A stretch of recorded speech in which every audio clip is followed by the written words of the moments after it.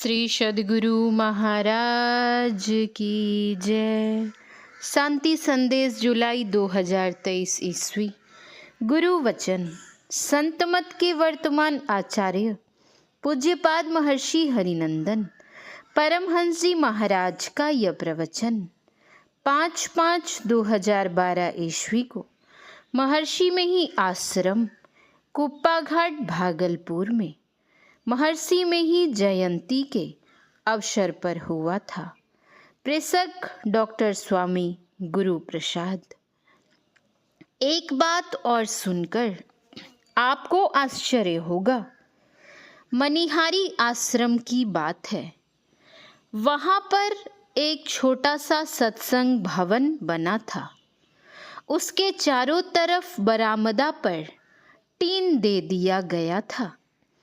जब उस घर में सत्संगियों का अटाव नहीं होने लगा, तब सत्संगी लोगों ने विचार किया कि अब इससे बड़ा सत्संग भवन बनना चाहिए।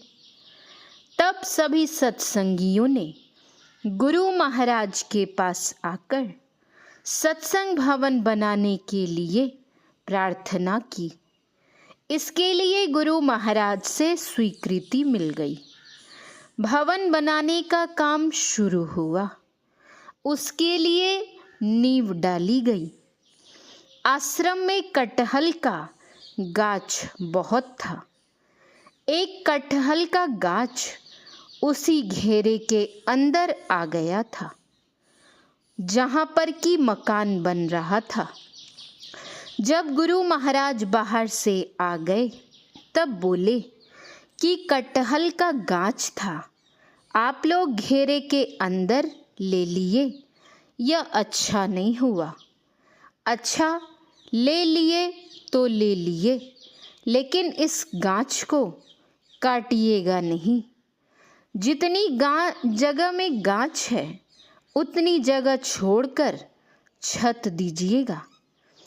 अब सभी लोगों के मन में होने लगा कि यह कैसी बात हो गई। घर के अंदर कटहल का गाछ रहे, यह ठीक बात नहीं होगी। गुरु महाराज को बहुत लोग बोले कि हुजूर, घर के अंदर कटहल का गाछ रहे, यह ठीक नहीं होगा। लेकिन गुरु महाराज ने आदेश नहीं दिया। बारंबार लोगों को कहने की हिम्मत नहीं हुई। पूज्य स्वामी संत सेवी महाराज भी कहे, फिर भी नहीं माने।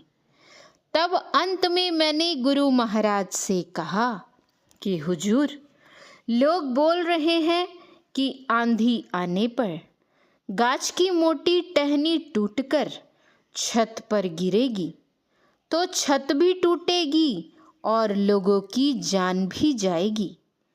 इस पर गुरु महाराज चुप हो गए।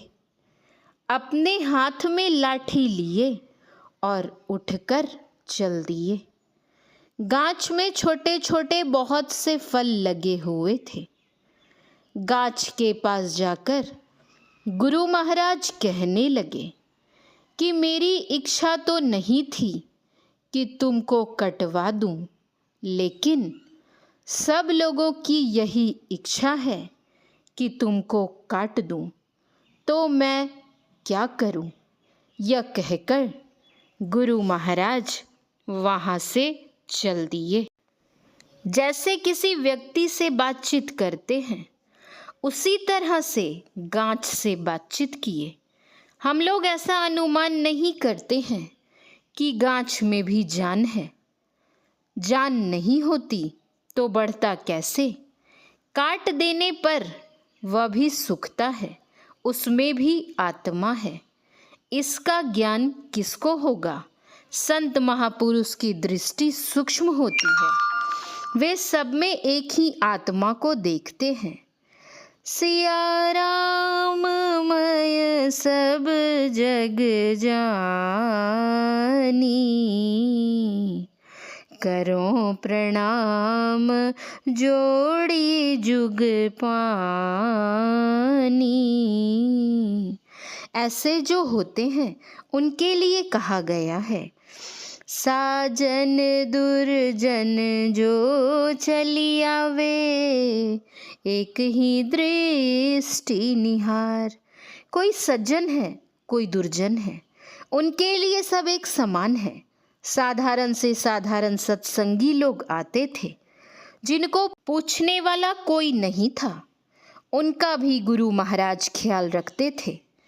गुरु महाराज के संबंध में कहने के लिए बहुत सी बातें ऐसी हैं जिनकी चर्चा के लिए उतना समय नहीं है। गुरु महाराज का दृष्टांत कहकर, उनका स्मरण करके अपना भी मन प्रफुल्लित होता है। किस तरह से मनुष्य को जीना चाहिए, आपस में कैसे मेल और प्रेम होना चाहिए, इसका उपदेश भी देते थे। गुरु महाराज को लोग श्रद्धा से प्रणामी के रूप में कुछ रुपए दे देते थे, लेकिन गुरु महाराज उनको अपने काम में नहीं लाते थे। सत्संग मंदिर के काम में और कामों में लगा देते थे। गरीब लोग जिनको सहायता चाहिए, उनको सहायता भी करते थे। कई बार मैंने देखा, यही भागलपुर की बात है। खंजरपुर की एक अध्यापिका थी। उनके पति का देहांत हो गया था। उनके पति पानीकल PhD विभाग में काम करते थे। पानीकल में नौकरी करने वालों को पेंशन नहीं मिलता है, इसलिए उनको भी पेंशन नहीं मिलता था। पति के शरीर छूट जाने पर उनको कोई आधार नहीं था, संपत्ति भी नहीं थी, खाने पीने का कोई सहारा नहीं। किनसे वह मांगे? लेकिन वे सत्संग करने के लिए कुप्पा घाट आश्रम आती थीं। गुरु महाराज सबके हृदय की बात जानने वाले थे। उस समय शिक्षा विभाग के एक RDD साहब उमा बाबू थे।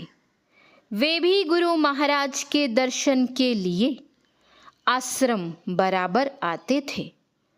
उनसे गुरु महाराज ने कहा, उमा बाबू, ये सत्संगिनी हैं, इनके पति का देहांत हो गया है। इनको घर में कुछ भी संपत्ति नहीं है। अगर इनको कोई नौकरी हो जाए तो बहुत अच्छा होगा। कुछ पढ़ी लिखी भी है, आप इनको कोई नौकरी दे दीजिए। उस समय तो आसानी से नौकरी हो जाती थी। उमा बाबू उनको प्राथमिक विद्यालय में बहाली करा दिए।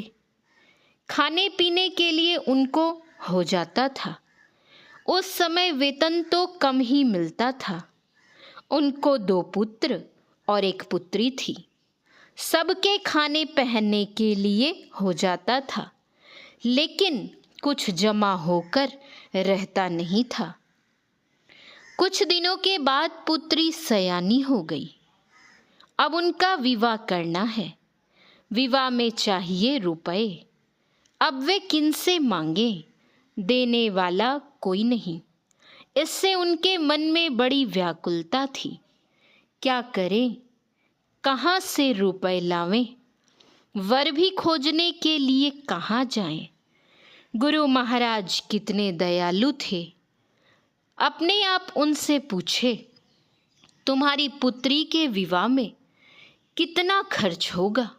गरीब थी, फिर भी उन्होंने कहा, हुजूर 5,000 रुपये। उस समय रुपए की कीमत अधिक थी। गुरु महाराज पूज्य संत सेवी जी महाराज को बोले, संत सेवी जी, इनको 5,000 रुपये दे दीजिए। पूज्य बाबा 5,000 रुपये निकाल कर देने लगे, लेकिन वह लेना नहीं चाहती थी। तब गुरु महाराज ने कहा, देखो, तुमको मैं खाने के लिए नहीं देता हूँ, तुम्हारी पुत्री के विवाह के लिए दे रहा हूँ। अंत में बहुत संकोच के साथ लिया। मैंने देखा है कि बहुत लोगों को गुरु महाराज इसी तरह से सहयोग करते थे। उनका एक एक कार्य, एक एक व्यवहार अनुकरणीय था। अगर ऐसा हम कर ले तो आपस में कितना मेल प्रेम हो जाएगा। सबको गुरु महाराज मेल प्रेम से रहने के लिए कहते थे। गुरु महाराज कहते थे, अगर अपना आदर चाहते हैं तो दूसरों को भी आदर दें। हम चाहते हैं कि हमारे साथ लोग मीठी बोली बोले तो हम भी उनके साथ मीठी बोली बोलें। हम अपना सुख चाहते हैं तो दूसरों को भी सुख पहुंचाने की कोशिश करें।